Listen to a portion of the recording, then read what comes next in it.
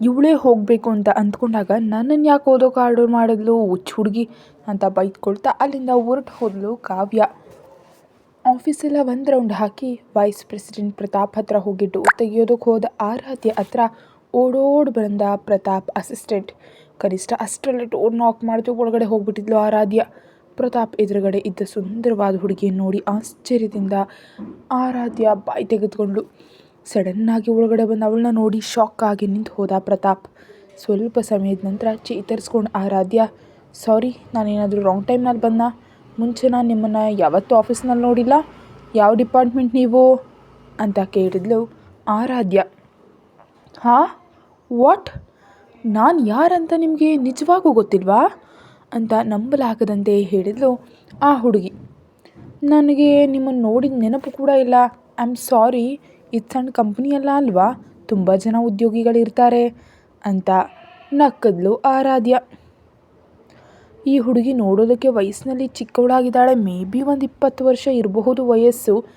ಈ ಹುಡುಗಿಗೆ ನಾನು ತಿಳಿಯದೇ ಇರೋದೇನು, ಇಷ್ಟು ದೊಡ್ಡ ಸ್ಟಾರ್ ಆಗಿರೋ ನನಗೆ ಇದು ದೊಡ್ಡ ಅವಮಾನ ಅಂತ ಅಸಹನೆಯಿಂದ ಅಂದ್ಕೊಂಡ್ಳು ಆ ಹುಡುಗಿ. ತನ್ನ ಮಾತುಗಳಿಗೆ ಆ ಹುಡುಗಿ ಯಾವುದೇ ಪ್ರತಿಕ್ರಿಯೆ ನೀಡದೇ ಇರೋದರಿಂದ ಪ್ರತಾಪ್ ಕಡೆ ಅನುಮಾನದಿಂದ ನೋಡ್ತಾ, ಒಂದು ಕಂಪನಿ ಹೆಡ್ಡಾಗಿ ನಿಮ್ಮಿಬ್ಬರ ಮಧ್ಯೆ ಏನು ನಡೀತಿದೆ ಅಂತ ನಾನು ತಿಳ್ಕೊಳ್ಬಹುದಾ ಅಂತ ಕೇಳಿದ್ಲು ಆರಾಧ್ಯ. ನಥಿಂಗ್ ಮೇಡಮ್, ಮದುವೆಗಾಗಿ ಚರ್ಚೆ ಮಾಡ್ಕೊಳ್ತಿದ್ದೀವಿ ಅಂತ ಹೇಳ್ದ ಪ್ರತಾಪ್. ವಾಟ್? ಮದುವೆನಾ? ಅದೇನು, ನೀವಿಬ್ಬರು ದಂಪತಿಗಳ ಅಂತ ಕೇಳಿದ್ಲು ಆರಾಧ್ಯ. ಅವನಿಗೆ ಈ ಹಿಂದೆಯೇ ಡಿವೋರ್ಸ್ ಆಗೋಗಿದೆ ಅಂತ ಅವಳಿಗೆ ಗೊತ್ತು. ಅವನ ಹೆಂಡತಿಯನ್ನು ಎಂದು ನೋಡದೇ ಇರೋದರಿಂದ ಎಸ್ ಮೇಡಮ್ ಅಂತ ವಿನಯದಿಂದ ತಲೆಯನ್ನು ಆಡಿಸ್ತಾ ಪ್ರತಾಪ್. ಓಕೆ, ನಾನು ಮತ್ತೆ ಬರ್ತೀನಿ, ನೀವು ಮಾತಾಡ್ಕೊಳ್ಳಿ ಅಂತ ಗಿರಕ್ಕನೆ ಹಿಂದಕ್ಕೆ ತಿರುಗಿದ್ಲು ಆರಾಧ್ಯ. ಮೇಡಮ್ ಅಂತ ಹೋಗ್ತಿದ್ದಾಳಲ್ಲ ಅಂತ ತಡೆದು, ನೀವು ನಿಜಕ್ಕೂ ಯಾಕೆ ಬಂದಿದ್ದೀರಿ, ಯಾಕೆ ಹೋಗ್ತಿದ್ದೀರಿ ಅಂತ ಪ್ರಶ್ನೆ ಮಾಡ್ದ. ನಥಿಂಗ್, ಆಫೀಸ್ ವಿಷಯಗಳನ್ನ ಚರ್ಚೆ ಮಾಡೋಣ ಅಂತ ಬಂದೆ, ಇರಲಿ ಅಂತ ಹೊರಗೆ ಹೆಜ್ಜೆ ಹಾಕಿದ್ಲು ಆರಾಧ್ಯ.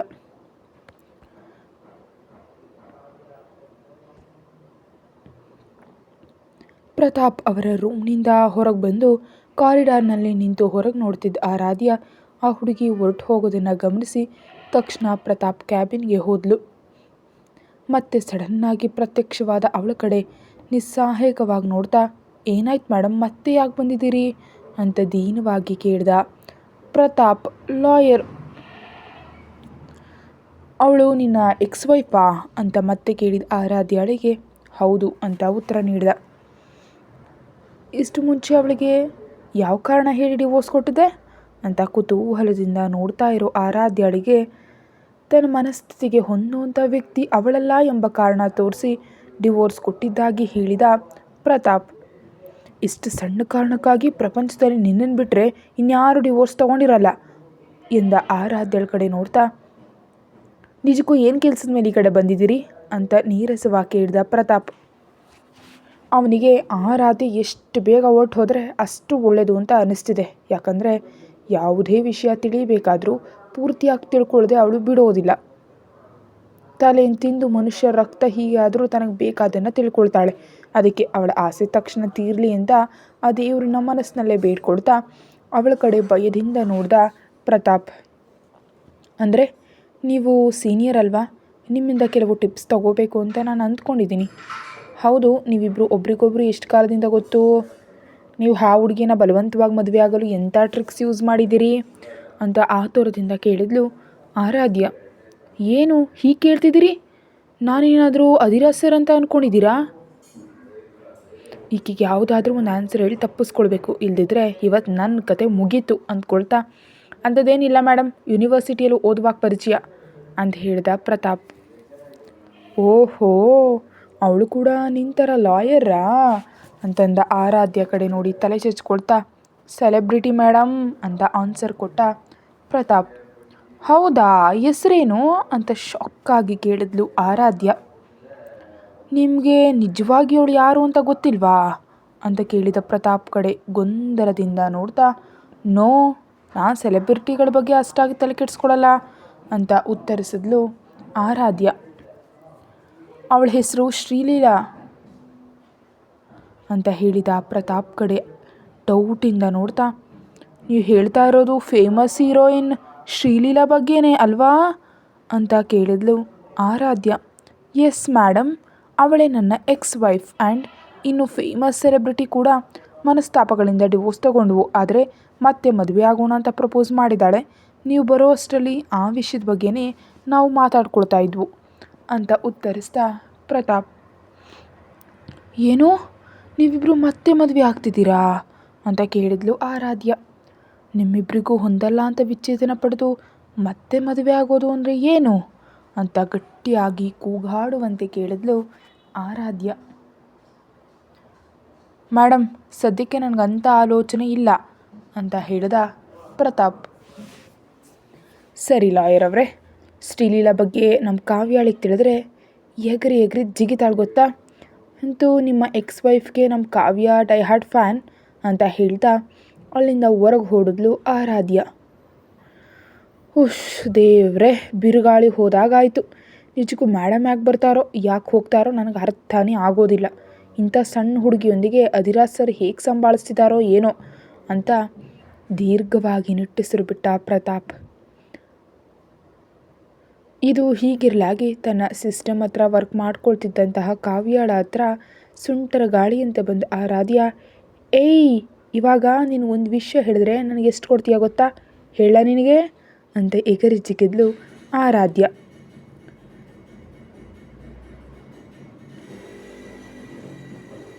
ಆ ರೇಂಜ್ನಲ್ಲಿ ಹ್ಯಾಪಿಯಾಗಿ ಫೀಲ್ ಆಗುವಷ್ಟು ದೊಡ್ಡ ನ್ಯೂಸ್ ನಿನಗೇನು ತಿಳಿದಿದೆ ಅಂತ ಗೊಂದಲದಿಂದ ನೋಡ್ತಿದ್ದ ಕಾವ್ಯಾಳೊಂದಿಗೆ, ನಮ್ಮ ಕಂಪ್ನಿಯ ವೈಸ್ ಪ್ರೆಸಿಡೆಂಟ್ ಹೆಂಡತಿ ಯಾರು ಗೊತ್ತಾ ಅಂತ ಕೇಳಿದ್ಲು ಆರಾಧ್ಯ. ಇವಾಗೇನಾದರೂ ಕ್ವಿಜ್ ಪ್ರೋಗ್ರಾಮ್ ಸ್ಟಾರ್ಟ್ ಮಾಡಿದ್ಯಾ, ಆದರೂ ಅವನ ವೈಫ್ ಯಾರು ಅಂತ ನನಗೆ ಹೇಗೆ ತಿಳಿಯುತ್ತೆ ಅಂತ ಬೇಸರಗೊಂಡ್ಳು ಕಾವ್ಯ. ನಾನು ನಿಜವಾಗಿಯೂ ಹೇಳ್ತಿದ್ದೀನಿ, ಅವನ ಹೆಂಡತಿಯನ್ನು ನೋಡಿದ್ರೆ ನೀನು ಹೀಗಿರಲ್ಲ, ಯಾರೋ ಹೇಳಿದ್ರೆ ನನಗೇನು ಲಾಭ ಅಂತ ಡೀಲ್ ಮಾತಾಡಿದ್ಲು ಆರಾಧ್ಯ. ನಾನು ನಿಜವಾಗಿಯೂ ಹೇಳ್ತಿದ್ದೀನಿ, ಅವನ ಹೆಂಡತಿಯನ್ನು ನೋಡಿದ್ರೆ ಚಾಕ್ಲೇಟ್ ಕೊಡ್ತೀನಿ, ನನ್ನ ಹತ್ರ ಅದಕ್ಕಿಂತ ಹೆಚ್ಚು ಬಜೆಟ್ ಇಲ್ಲ ಅಂತ ಉತ್ತರಿಸಿದ್ಲು ಕಾವ್ಯ. ನಿನ್ನ ಜಿಪ್ಪಣ ಮುಖದೊಳೆ ಹೋಗಿ ಯಾವುದಾದ್ರೂ ಬೇರೆ ಕೆಲಸ ಮಾಡು, ಅದು ನಿನ್ನ ಹತ್ರನೇ ಇಟ್ಕೋ. ಎಷ್ಟಿದ್ರು ನೀನು ನನ್ನ ಫ್ರೆಂಡ್ ಅಲ್ವಾ, ನಾನು ದೊಡ್ಡ ಮನಸ್ಸು ಮಾಡಿ ಹೇಳ್ತೀನಿ ಬಿಡು. ಪ್ರತಾಪ್ ವೈಫ್ ಬೇರೆ ಯಾರೂ ಅಲ್ಲ, ನಿನ್ನ ಆರಾಧ್ಯ ದೇವತೆ ಶ್ರೀಲೀಲಾ ಅಂತ ಫ್ಲ್ಯಾಶ್ ನ್ಯೂಸ್ ಹೇಳಿದ್ಲು. ನೀನು ಹೇಳ್ತಾ ಇರೋದು ನಿಜಾನಾ ಅಂತ ಎಕ್ಸೈಟ್ಮೆಂಟ್ನಿಂದ ಕಾವ್ಯಾಳ ಬಾಯಿಂದ ಬಂದ ಕಿರುಚಾಟಕ್ಕೆ ಆಫೀಸೆಲ್ಲ ಮರುಮೊಳಗ್ತು. ಅಬ್ಬಾ ಏಯ್, ಯಾಕೆ ಕಿವಿ ಹೋಗುವಂತೆ ಕಿರ್ಚಾಡ್ತಿದ್ಯಾ ಎಂದ ಆರಾಧ್ಯಳನ್ನು ಗಟ್ಟಿಯಾಗಿಡ್ದಲು ಗಾಡಿಸ್ತಾ, ಅವಳೆಲ್ಲಿದ್ದಾಳೆ ಹೇಳು, ಇವಾಗಲೇ ಹೋಗ್ತೀನಿ ಹೇಳು ಅಂತ ಆ ಥರದಿಂದ ಕೇಳಿದ್ಲು. ಏನೇ ನಿನ್ನ ಗಲಾಟೆ, ಆ ಶ್ರೀಲೀಲಾಳನ್ನು ನಾವು ಮತ್ತೆ ಮೀಟ್ ಆಗಬಹುದು, ಮೊದಲು ನನ್ನೊಂದಿಗೆ ಲಂಚ್ ಹೊರಗೆ ಬಾ ಅಂತ ಅವಳ ಕೈ ಹಿಡಿದು ಹೊರಗಡೆ ಎಳ್ಕೊಂಡು ಹೋಗೋದಕ್ಕೆ ಟ್ರೈ ಮಾಡಿದ್ಲು ಆರಾಧ್ಯ. ಅಬ್ಬಾ ಇರೇ ಬೇಡ, ಇವತ್ತು ಲಂಚ್ಗೆ ಹೋಗದಿದ್ರು ಇನ್ನೊಂದು ದಿನ ನಾವು ಹೋಗಬಹುದು, ಮೊದಲು ನಾನು ಶ್ರೀಲೀಲಾರನ್ನ ಕಾಣಬೇಕು, ಪ್ಲೀಸ್ ಹೇಳಲ್ವಾ ಅಂತ ಪಟ್ಟು ಹಿಡಿದ್ಲು ಕಾವ್ಯ. ಅವಳು ಯಾರಿಗೋಸ್ಕರವೋ ತನ್ನನ್ನು ಇಗ್ನೋರ್ ಮಾಡ್ತಿದ್ದಾಳೆ ಎಂಬ ಕೋಪದಿಂದ, ನಾನು ಹೆಚ್ಚಾ ಅವಳೆಚ್ಚಾ ಅಂತ ಕೋಪದಿಂದ ಕೇಳಿದ್ಲು ಆರಾಧ್ಯ. ಸದ್ಯಕ್ಕೆ ಅವಳೇ ಹೆಚ್ಚು, ನೀನು ಹೇಳ್ತೀಯಾ ಇಲ್ಲ ನಾನು ಹೋಗಿ ಪ್ರತಾಪ್ ಅವ್ರನ್ನ ಕೇಳಲಾ ಅಂತ ಹೇಳಿದ್ಲು ಕಾವ್ಯ. ಅವಳು ಹೊರಟೋದ್ಲು ಅಂತ ಹೇಳಿದ ಆರಾಧ್ಯಳಿಗೆ, ನಿನಗ್ಯಾಕೆ ಅಷ್ಟೊಂದು ಕೋಪ, ನಿನಗಿಂತ ಯಾರು ಎಚ್ಚರ ಬಿಡು, ಯಾವುದೋ ಫೇವ್ರೆಟ್ ಹೀರೋಯಿನ್ ಅಂತ ಇಷ್ಟ ಅಷ್ಟೇ. ಅಂದಹಾಗೆ ಈ ವಿಷಯ ನಿನಗೆ ಹೇಗೆ ತಿಳಿತು ಅಂತ ಕೇಳಿದ ಅವಳಿಗೆ ನಡೆದ ವಿಷಯನೆಲ್ಲ ಎಕ್ಸ್ಪ್ಲೇನ್ ಮಾಡಿದ್ಲು ಆರಾಧ್ಯ. ವಾಟ್, ಅವಳು ಯಾವ ಡಿಪಾರ್ಟ್ಮೆಂಟ್ ಅಂತ ಕೇಳೋದಕ್ಕೆ ನಿನಗೆ ಮನಸ್ಸು ಹೇಗೆ ಬಂತು? ನನ್ನ ಆರಾಧ್ಯ ದೇವತೆನ ಒಬ್ಬ ನಾರ್ಮಲ್ ಎಂಪ್ಲಾಯಿ ಅಂತ ಅಂದ್ಕೊಂಡ್ಬಿಟ್ಟಿದ್ಯಾ? ನಿಜ ಹೇಳು, ಅವಳು ಯಾರು ಅಂತ ನಿಜವಾಗಿಯೂ ನಿನಗೆ ಗೊತ್ತಿಲ್ವಾ ಅಂತ ಉದ್ವೇಗದಿಂದ ಕೇಳಿದ್ಲು ಕಾವ್ಯ. ಸೆಲೆಬ್ರಿಟಿಗಳ ಮುಖ ನೋಡೋದನ್ನು ಬಿಟ್ಟರೆ ನನಗೆ ಬೇರೆ ಕೆಲಸ ಇಲ್ಲ ಅಂತ ಅಂದ್ಕೊಂಡ್ಬಿಟ್ಟಿದ್ಯಾ? ನಿನಗೆ ಗೊತ್ತು ತಾನೇ, ನನಗೆ ಸಿನಿಮಾಗಳು ನ್ಯೂಸ್ ಓದೋದು ಅಂದರೆ ಇಷ್ಟನೇ ಇಲ್ಲ ಅಂತಂದ್ಲು ಆರಾಧ್ಯ. ಓಹೋ, ನಿನಗೆ ಸಿನಿಮಾಗಳು ನ್ಯೂಸ್ ಓದೋದು ಇಷ್ಟ ಇರಲ್ಲ, ಅಧಿರಾಜ್ ಅವ್ರನ್ನ ಪೀಡಿಸಿ ತಿನ್ನೋದು ಮಾತ್ರ ಚೆನ್ನಾಗಿ ಗೊತ್ತು ನಿನಗೆ ಅಂತ ಮನಸ್ಸಲ್ಲಿ ಅಂದ್ಕೊಂಡ್ಲು ಕಾವ್ಯ. ಹೊರಗಂದರೆ ಇವಾಗಿರೋ ಕೋಪದಲ್ಲಿ ಚರ್ಮ ಸುಲಿದು ಬಿಡ್ತಾಳೆ ಅಂತ ಗ್ರಹಿಸಿ, ಏನೋ ಈ ಪ್ರತಾಪ್ ಎಷ್ಟು ಬ್ಯಾಡ್ ಪರ್ಸನ್ ಇರಬೇಕು, ಶ್ರೀಲೀಲಾ ಅವ್ರಿಗೆ ಡಿವೋರ್ಸ್ ಕೊಟ್ಟಿದ್ದಾರೆ ಅಂತ ಕರುಣೆಯಿಂದ ಆರಾಧ್ಯಳನ್ನು ಮೇಲಿಂದ ಕೆಳಗೆ ನೋಡ್ತಾ ಅಷ್ಟೊಂದು ಬೇಡ ಪಾಪು. ಇವಾಗ ಅವಳೇ ಮತ್ತೆ ಬಂದು ಮದುವೆ ಆಗೋಣ ಅಂತ ಅವನಿಗೆ ಪ್ರಪೋಸ್ ಮಾಡಿದಾಳೆ. ಅವನು ತನ್ನ ಡಿಸಿಷನ್ ಇನ್ನೂ ಹೇಳಿಲ್ಲ ಅಂತ ಹೇಳಿದ್ಲು.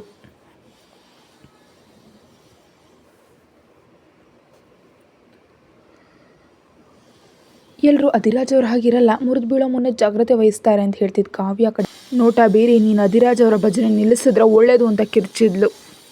ಮತ್ತೇನಾಯಿತು ಅಂತ ಕೇಳಿದ ಅವಳ ಕಡೆ ನುಂಗು ಹಾಕುವಂತೆ ನೋಡ್ತಾ, ಅವನ ಆ್ಯಟಿಟ್ಯೂಡ್ ಬರ್ಸೋದು ನನ್ನಿಂದ ಆಗಲ್ಲ. ನನಗೆ ನನ್ನ ಪಾರ್ಟ್ನರ್ ಕೂಲ್ ಆಗಿದ್ರೆ ಇಷ್ಟ, ಅವನ ಥರ ಡಾಮಿನೇಟಿಂಗ್ ಆಗಿ ರೂಡ್ ಆಗಿದ್ರೆ ನನಗೆ ಇಷ್ಟ ಆಗಲ್ಲ ಅಂತ ಮುಖ ಸಿಂಡರಿಸಿದ್ಲು. ಸ್ಟಾಪ್ ಇಟ್ ಆರಾಧ್ಯ, ನೀನೇನೋ ತಪ್ಪಾಗಿ ಆಲೋಚಿಸ್ತಿದ್ಯಾ ಅಂತ ನನಗೆ ಅನಿಸ್ತಿದೆ. ಅಧಿರಾಜ್ ಅವ್ರು ನೀನು ಎಷ್ಟು ಕೇರ್ ಮಾಡ್ತಾರೆ ಅಂತ ಕಾಣಿಸ್ತಿಲ್ವಾ? ಒಂದಿನ ನೀನು ಊಟ ಮಾಡಿದರೆ ನೀನು ಇಷ್ಟವಾದ ಫುಡ್ ಕಳಿಸಿ ತಿನ್ನುವಂತ ಮಾಡ್ತಾರೆ. ನಿನ್ನ ತಲೆ ಕ್ಲಿಪ್ನಿಂದ ಹಿಡಿದು ಕಾಲಿಗೆ ಹಾಕೊಳ್ಳೋ ಚಪ್ಪಲಿವರೆಗೂ ಪ್ರತಿ ವಿಷಯದ ಬಗ್ಗೆ ತುಂಬ ಜಾಗ್ರತೆ ವಹಿಸ್ತಾರೆ. ಅಷ್ಟು ಜಾಗೃತಿಯಾಗಿ ನೋಡ್ಕೊಳ್ಳೋರು ಈ ಲೋಕದಲ್ಲಿ ಯಾರಿದ್ದಾರೆ? ಅಗತ್ಯ ತೀರಿದ ತಕ್ಷಣ ನಿರ್ದಾಕ್ಷಿಣ್ಯವಾಗಿ ಬಿಟ್ಟು ಹೋಗೋ ಮನುಷ್ಯರಿರೋ ಈ ದಿನಗಳಲ್ಲಿ ಅವರಂಥವ್ರು ಅಪರೂಪವಾಗಿರ್ತಾರೆ. ಅನಗತ್ಯವಾಗಿ ಅವ್ರನ್ನ ಜೀವನದಿಂದ ದೂರ ಮಾಡ್ಕೊಳ್ಬೇಡ. ಆದರೂ ನಿನಗೆ ಹೇಳಿದ್ದು ಒಂದೇ, ಆ ಗೋಡೆಗೆ ಹೇಳಿದ್ರು ಒಂದೇ ಅಂತ ಹೇಳಿದ್ಲು ಕಾವ್ಯ. ಈ ಮಧ್ಯೆ ನಿನಗೆ ಅಧಿರಾಜ್ ಅವ್ರ ಭಜನೆ ಹೆಚ್ಚಾಗೋಗಿದೆ. ನಿನಗೆ ನಾನು ಫ್ರೆಂಡ್, ಆದರೆ ಸಪೋರ್ಟ್ ಮಾಡೋದು ಮಾತ್ರ ಅವನಿಗೆ ಒಂದು ಕೋಪದಿಂದ ಕ್ಯಾಬಿನ್ ಒಳಗಡೆ ಹೊಟ್ಟೋದ್ಲು. ಸ್ವಲ್ಪ ಸಮಯದ ನಂತರ ಆಫೀಸ್ ಬಾಯ್ ಒಬ್ಬ ವ್ಯಕ್ತಿನ ಕರ್ಕೊಂಡು ಬಂದು, ಮೇಡಮ್ ರೆಸ್ಟೋರೆಂಟ್ನಿಂದ ನಿಮ್ಗೆ ಫುಡ್ ತಂದಿದ್ದಾರೆ ಅಂತ ವಿನಯದಿಂದ ಹೇಳ್ದ. ಅಷ್ಟರಲ್ಲಿ ಕಾವ್ಯ ಕೂಡ ಅಧಿರಾಜ್ಗೆ ಸಪೋರ್ಟ್ ಮಾಡ್ತಿದ್ದಾಳೆ ಎಂಬ ಕೋಪದಲ್ಲಿದ್ದ ಆರಾಧ್ಯ, ನನಗೇನು ಅಗತ್ಯ ಇಲ್ಲ, ಆ ಫುಡ್ಡನ್ನು ರಿಟರ್ನ್ ತೊಗೊಂಡು ಹೋಗಿ ಅಂತ ಗಟ್ಟಿಯಾಗಿ ಕಿರ್ಚಿದ್ಲು. ಅವಳ ಕಿರ್ಚಾಟಕ್ಕೆ ಎದುರು ಹೋದ ಡೆಲಿವರಿ ಪರ್ಸನ್ಸ್ ಒಂದೇ ಓಟ ಕೊಟ್ಟು ಹೊರಟೋದ್ರು. ಆಫೀಸ್ನಲ್ಲಿ ತನ್ನ ಕ್ಯಾಬಿನಲ್ಲಿ ಬ್ಯುಸಿ ಆಗಿದ್ದ ಅಧಿರಾಜ್ ಆರಾಧ್ಯ ಫುಡ್ ತಿಂದಿಲ್ಲ ಎಂಬ ವಿಷಯ ತಿಳ್ಕೊಂಡು ಕೋಪದಿಂದ ಎದ್ದು ನಿಂತ. ಅಷ್ಟರಲ್ಲಿ ಒಳಗಡೆ ಎಂಟರ್ ಆಗ್ತಿದ್ದು Vikram Varma. Good afternoon boss ಅಂತ ನಗ್ತಾ ವಿಶ್ ಮಾಡ್ದ. ಅವನ ಕಡೆ ಆಳವಾಗಿ ನೋಡಿ ವೇಗವಾಗಿ ಕಾರ್ ಕಡೆ ನಡೆದ ಅಧಿರಾಜ್. ಇದೇನಿದು, ಮಾತಾಡ್ಸಿದ್ರೆ ಒಂದೇ ಒಂದು ಮಾತಾಡಿದ್ರು ಇಷ್ಟೊಂದು ಸೀರಿಯಸ್ ಆಗಿ ಹೊಟ್ಟೋದ್ರು ಅಂತ ಯೋಚಿಸ್ತಿದ್ದ ಮಗನ ಹೆಗಲ ಮೇಲೆ ಕೈ ಇಟ್ಟ ರಾಘವೇಂದ್ರ ವರ್ಮಾ. ಪಕ್ಕಕ್ಕೆ ತಿರುಗಿ ನೋಡಿದ. ಅವನಿಗೆ ಸೀರಿಯಸ್ ಆಗಿತ್ತಂತೆ ಕಾಣಿಸೋದ್ರಿಂದ, ಹಾಯ್ ಡ್ಯಾಡ್, ಯಾಕೆ ಅಷ್ಟೊಂದು ಕೋಪದಲ್ಲಿದ್ದೀರಿ? ಆ ಅಧಿರಾಜ್ ನಿನ್ನ ಮೇಲೆ ಅಧಿಕಾರ ಚಲಾಯಿಸಿದ್ರೆ ನಂಗೆ ನಿಜಕ್ಕೂ ಇಷ್ಟ ಆಗ್ತಿಲ್ಲ ವಿಕ್ಕಿ. ನೀನು ಮಾತಾಡ್ಸಿದ್ರೆ ಕನಿಷ್ಠ ವಿಶ್ ಕೂಡ ಮಾಡಲಿಲ್ಲ, ಎಷ್ಟು ಪೊಗರು ಅಂತಂದ. ಏನು ಡ್ಯಾಡ್, ಯಾಕೆ ಸಡನ್ನಾಗಿ ಹೀಗಂತಿದ್ದೀರಿ? ಅಣ್ಣ ಯಾವುದೋ ಬ್ಯುಸಿಯಲ್ಲಿದ್ದಾನೆ, ಅದಕ್ಕಾಗಿ ಹೀಗೆ ಮಾತಾಡೋದು ಯಾಕೆ ಅಂತ ತಂದೆ ಕಡೆ ಪ್ರಶ್ನಾರ್ಥಕವಾಗಿ ನೋಡ್ದ. ನನಗೂ ಕೋಪ ಆಗಿದೆ ಅಂತ ನಿನ್ನೆ ಎಂದಾದರೂ ಹಾಗೆ ಟ್ರೀಟ್ ಮಾಡಿದ್ದೀನಾ?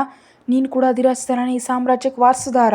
ಅವನ್ನ ನಿನ್ನ ಬಾಸ್ ಅಂತ ರೆಸ್ಪೆಕ್ಟ್ ಕೊಟ್ಟು ಕರೀತಿದ್ರೆ ನನಗೆ ಹೇಗಾಗತ್ತೆ ಅಂತಂದರು ರಾಘವೇಂದ್ರ. ಓ ರಿಲ್ಯಾಕ್ಸ್ ಡ್ಯಾಡ್, ಮೊದಲಿಂದ ಕಂಪ್ನಿಯಲ್ಲಿರೋ ರೂಲ್ಸನ್ನು ಎಲ್ಲರೂ ಒಟ್ಟಾಗಿ ಖಂಡಿತವಾಗಿ ಫಾಲೋ ಮಾಡಬೇಕು. ಈ ದಿನ ಹೊಸದಾಗಿ ಬಂದಿರೋದು ಏನಿಲ್ಲ ತಾನೇ, ಯಾಕಷ್ಟು ಸೀರಿಯಸ್ ಆಗ್ತೀರಿ? ಅದೆಲ್ಲ ನನಗೆ ಅನಗತ್ಯ. ನನ್ನ ಮಗ CEO ಸೀಟ್ನಲ್ಲಿ ಇರಬೇಕು ಎಂಬುದು ನನ್ನ ಆಸೆ. ಅದಕ್ಕಾಗಿ ಮಾಡಬೇಕಾದ ಕೆಲಸ ಶುರು ಮಾಡಿದ್ದೀನಿ. ಯಾವುದೋ ಒಂದಿನ ಅಧಿರಾಜ್ ನನ್ನ ಕೈಗೆ ಸಿಕ್ಕು ಬೀಳ್ತಾನೆ, ಆ ಕಂಟ್ರೋಲೆಲ್ಲ ನನ್ನ ಕೈ ತೊಗೊಳ್ತೀನಿ. ಆ ಟೈಮ್ ಯಾವಾಗ ಬರುತ್ತೋ ನಾನು ನೋಡ್ತೀನಿ ಅಂತ ನಗ್ತಾ ಅಂದ ವಿಕ್ಕಿ. ರೆಸ್ಟೋರೆಂಟ್ನಿಂದ ಬಂದು ಫುಡ್ಡನ್ನು ವಾಪಸ್ ಕಳಿಸಿದ ಆರಾಧ್ಯ ಸಾಯಂಕಾಲ ಆಫೀಸಿಂದ ಹೊರಗೆ ಬಂದು ಎಲ್ಲಿಗೆ ಹೋಗಬೇಕಂತ ತಿಳಿದೆ ಸ್ವಲ್ಪ ಸಮಯ ಹಾಗೆ ನಿಂತುಬಿಟ್ಲು. ನಮ್ಮ ಮನೆಗೆ ಹೋದರೆ ಒಂದು ಗಲಾಟೆ, ಪ್ಯಾಲೇಸ್ಗೆ ಹೋದ್ರೆ ಅಧಿರಾಜ್ ನೋಡಬೇಕಾಗತ್ತೆ. ಅದು ನನಗಿಷ್ಟ ಇಲ್ಲ, ಆದರೆ ತಪ್ಪಲ್ಲ ಅಂದ್ಕೊಳ್ತಾ ಅಲ್ಲಿಂದ ನೀರಸವಾಗಿ ಪ್ಯಾಲೇಸ್ಗೆ ಯಾನ ಬೆಳೆಸಿದ್ಲು. ಅಲ್ಲಿಗೆ ಹೋಗೋ ಅಷ್ಟರಲ್ಲೇ ಅಧಿರಾಜ್ ಕಾರ್ ಕಾಣಿಸ್ತು. ಏನಿದು ಅಷ್ಟರಲ್ಲೇ ಬಂದುಬಿಟ್ಟಿದ್ದಾನೆ ಅಂದ್ಕೊಳ್ತಾ ಒಳಗಡೆ ಹೋದ ಆರಾಧ್ಯ. ಹಾಲ್ನ ಸೋಫಾದಲ್ಲಿ ಕಾಲು ಚಾಚ್ಕೊಂಡು ಕೂತಿದ್ದು ಅಧಿರಾಜ್ ಕಾಣಿಸ್ತಾ. ಅವನನ್ನ ಒಂದು ನಿಮಿಷ ನೋಡ್ದಂತೆ ಸ್ಟೆಪ್ಸ್ ಕಡೆ ನಡ್ಕೊಂಡು ಹೋಗ್ತಿದ್ರೆ ಸಾವಿತ್ರಿ ಬಂದು, ಮೇಡಮ್ ಈಗಾಗಲೇ ತುಂಬ ಲೇಟ್ ಆಗಿದೆ, ನೀವು ಸರ್ ಡಿನ್ನರ್ ಮಾಡ್ತೀರಾ, ಬಡಿಸ್ಲಾ ಅಂತ ಕೇಳಿದ್ಲು. ಸ್ನಾನ ಮಾಡಿ ಬರೋಣ ಅಂತ ಅಂದ್ಕೊಂಡಿದ್ದು ಆರಾಧ್ಯ ದಿನಕ್ಕಿಂತ ಲೇಟ್ ಆಗಿದೆ ಅಂತ ಗಮನಿಸಿ, ಬರ್ತೀನಿ ಸರಿ ನಡಿ ಅಂತ ಡೈನಿಂಗ್ ಟೇಬಲ್ ಕಡೆ ನಡೆದ್ಲು. ಅವಳು ಕುಳಿತು ತಿಂತಿರ್ಬೇಕಾದ್ರೆ ಅಧಿರಾಜ್ ಕೂಡ ಸ್ಟಾರ್ಟ್ ಮಾಡ್ದೆ ತಿನ್ನೋದನ್ನು. ಅವನು ಬರೋದನ್ನ ನೋಡಿ ಫಾಸ್ಟಾಗಿ ತಿಂದ್ಬಿಟ್ಟು ಅಲ್ಲಿಂದ ರೂಮ್ ಒಳಗಡೆ ಹೊಟ್ಟೋದ್ಲು. ಸ್ವಲ್ಪ ಸಮಯದ ನಂತರ ಅಧಿರಾಜ್ ಕೂಡ ಫಿನಿಷ್ ಮಾಡಿ ಹೊಟ್ಟೋಗೋದ್ರಿಂದ ಇಬ್ಬರು ಇಷ್ಟೊಂದು ಸೀರಿಯಸ್ ಆಗಿದ್ದಾರೆ. ಮತ್ತೇನಾದರೂ ಗಲಾಟೆ ನಡೆದಿದೆಯಾ? ಸರ್ ಕೂಡ ರಾತ್ರಿ ಎಲ್ಲ ಮನೆಗೆ ಬರಲಿಲ್ಲ, ಮೇಡಮ್ ಕೂಡ ಅವ್ರ ಮನೆಗೆ ಹೋಗಿದ್ರು, ಏನು ನಡೆದಿದೆ ನಿಮ್ಗೇನಾದರೂ ಗೊತ್ತಾ ಅಂತ ಸುಮಿತ್ ನನ್ನ ಕೇಳಿದ್ರು.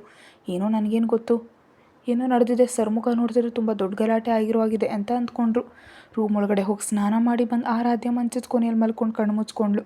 ಅವನೊಂದಿಗೆ ನಡೆದ ಮದುವೆ ಬಗ್ಗೆ ಆಲೋಚಿಸ್ತಾಳೆ. ಇವತ್ತಿಗೂ ಕೂಡ ಈ ಮದುವೆ ತಪ್ಪಂತ. ಸಹಜವಾಗಿ ಜೋಡಿಗಳ ಮಧ್ಯೆ 3 ವರ್ಷಗಳ ವಯಸ್ಸಿನ ವ್ಯತ್ಯಾಸ ಇದೆ, ತುಂಬ ಅನ್ಯೋನ್ಯವಾಗಿರ್ತಾರೆ ಅಂತ. ಇವರಿಬ್ಬರ ಮಧ್ಯೆ ತುಂಬ ವ್ಯತ್ಯಾಸ ಇದೆ, ಹಾಗಾಗಿ ಈ ರೀತಿ ಒಪಿನಿಯನ್ ಬರ್ತಿದೆ ಅನ್ಕೊತಾಳೆ. ಅವಳ ಕಡೆ ನಿರ್ಲಿಪ್ತವಾಗಿ ನೋಡಿ ಸ್ನಾನ ಮಾಡಿ ಬಂದು ಅವನು ಕೂಡ ಮಲಗಿ ಆಲೋಚಿಸ್ತಿದ್ದಾನೆ. ಅವಳು ಗಾಢವಾಗಿ ನಿದ್ದೆ ಹೋದ್ಮೇಲೆ ಅವಳನ್ನ ತನ್ನ ಎದೆ ಮೇಲೆ ಮಲಗಿಸ್ಕೊಂಡು ಮುತ್ತಿಟ್ಟ. ಮರುದಿನ ಬೆಳಗ್ಗೆ ಕಣ್ಬಿಟ್ಟು ನೋಡಿದ ಆರಾಧೆಗೆ ತಾನಿರೋ ಪರಿಸ್ಥಿತಿನ ಗಮನಿಸಿ ಗಾಬರಿ ಪಟ್ಲು. ಅವಳ ಕದಲಿಕೆ ಗಮನಿಸ್ತಾ ಅಧಿರಾಜ್ ಕಣ್ಬಿಟ್ಟ. ಫಾಸ್ಟಾಗಿದ್ದು ಅವಳು ವಾಶ್ರೂಮ್ಗೆ ಹೊರಟೋದ್ಲು. ಅಧಿರಾಜ್ ತುಟಿಗಳು ಸುಂದರವಾಗಿ ಅರಳಿದ್ವು. ನಿನ್ನ ಮನಸ್ಸಿನ ಎಂದಿಗೂ ನಾನೇ ಇರ್ತೀನಿ ಆರಾಧ್ಯ, ಬೇರೆ ಯಾರು ಅಲ್ಲಿಗೆ ಬರೋದಕ್ಕೆ ಬಿಡಲ್ಲ, ಬಂದರೆ ಅವ್ರನ್ನ ನಿರ್ದಾಕ್ಷಿಣ್ಯವಾಗಿ ಕಳಿಸ್ಬಿಡ್ತೀನಿ ಅಂದ. ಮರುದಿನ ಕಂಪ್ನಿಯಲ್ಲಿ ತನ್ನ ಕ್ಯಾಬಿನಲ್ಲಿ ಗೇಮ್ ಆಡ್ತಿದ್ದ ಆರಾಧ್ಯ ಹತ್ರ ಬಂದು, ಲಂಚ್ ಮಾಡೋದಕ್ಕೆ ಹೊರಗೆ ಹೋಗೋಣವಾ ಅಂತ ಕೇಳಿದ್ಲು ಕಾವ್ಯ. ಸಾರಿ, ನನಗೆ ಇಂಟ್ರೆಸ್ಟ್ ಇಲ್ಲ ಅಂತ ಕೋಪದಿಂದ ಅಂದವಳಿಗೆ. ನಿನಗೆ ಅಷ್ಟೊಂದು ಹಠ ಯಾಕೆ ಆರಾಧ್ಯ? 2 ದಿನದಿಂದ ತುಂಬ ಡಿಫ್ರೆಂಟ್ ಆಗಿರ್ತಿದ್ಯಾ? ಮತ್ತು ಅಧಿರಾಜ್ ಅವರೊಂದಿಗೆ ಏನಾದರೂ ಗಲಾಟೆ ಆಗಿದೆಯಾ? ಹೌದು ಎಂಬತ್ತ ತಲೆ ಆಡಿಸಿ ಬೇಸರ ನಿಂತು ಕೂತಿದ್ದ ಆರಾಧ್ಯಳೊಂದಿಗೆ ಅವ್ರ ಅಮ್ಮನ ಬದುಕಿಸಿದ ನೀನೇ ಅಂತ ತಿಳಿದು ಹೇಳದೇ ಇದ್ದದ್ದು ಗಲಾಟೆ ಮಾಡಿದ್ರಾ ಅಂತ ನೇರವಾಗಿ ಅವಳ ಕಣ್ಣುಗಳಲ್ಲಿ ನೋಡಿದ್ಲು. ಹೌದು, ಅವ್ರ ಅಮ್ಮನನ್ನು ಕಾಪಾಡಿದ್ರೆ ಮದುವೆ ಆಗಬೇಕು ಅಂತ ಏನಾದರೂ ರೂಲ್ ಇದೆಯಾ? ಅಷ್ಟು ದುಡ್ಡು ಕೊಟ್ಟು ಬಿಟ್ಕೊಡ್ಬೋದಿತ್ತಲ್ವಾ ಕನಿಷ್ಠ, ಅವಾಗಾದರೂ ನಾನು ಸಂತೋಷವಾಗಿರ್ತಿದ್ನೇನೋ ಅಂತ ಅಂದ್ಲು. ಅವಳಿಗೆ ಅಧಿರಾಜ್ ತನ್ನ ಇಷ್ಟಪಟ್ಟು ಮದುವೆ ಆಗಿದ್ದಾನೆ ಅಂತ ಅಂದ್ಕೊಳ್ತಿದ್ಲು.